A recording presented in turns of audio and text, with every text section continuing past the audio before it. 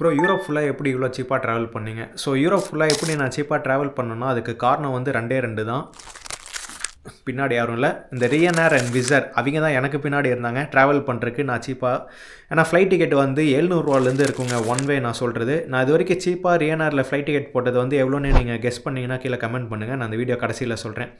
So இந்த மாதிரி நான் யூரோப் ஃபுல்லாக அதான் முன்னாடி சொன்ன மாதிரி ஃப்ளைட் டிக்கெட் வந்து 700 இருக்கும். அதனால் ஏதோ ஒரு கண்ட்ரி சூஸ் பண்ணிக்குவேன். அங்கே போனால் வந்து ஹாஸ்டல்ஸில் தான் நான் ஸ்டே பண்ணுவேன்.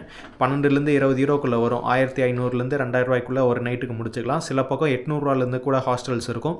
சாப்பாடுக்கு நான் லோக்கல் ஃபுட்டு தான், இந்த மாதிரி ஸ்ட்ரீட் ஃபுட்ஸ் கெபாபு ஷவர்மா அந்த மாதிரி ஏதோ ஒன்று போயிடுவேன். சம்டைம்ஸ் வந்து இந்த க்ரோசரியிலே நான் சாப்பாடு வாங்கிக்குவேன். அதுக்கப்புறம் உள்ளே ட்ராவல் பண்ணுறதுக்கு இந்த metro bus pass unlimited ticket இருக்கும். 2 நாள் டிக்கெட்டு 3 நாள் டிக்கெட்டுன்னு இருக்கும், அது வாங்கிடுவேன். அப்புறம் மீதி பக்கம் எல்லாம் நடந்தே போயிடுவேன். ஸோ முன்னாடி சொன்ன மாதிரி அந்த சீப்பான ஃப்ளைட் டிக்கெட் எவ்வளோன்னு கெஸ் பண்ணிங்களா? ஃப்ளைட் டிக்கெட் வந்து 300 நான் போட்டேன் வியனாலேருந்து குரோஷியாவுக்கு.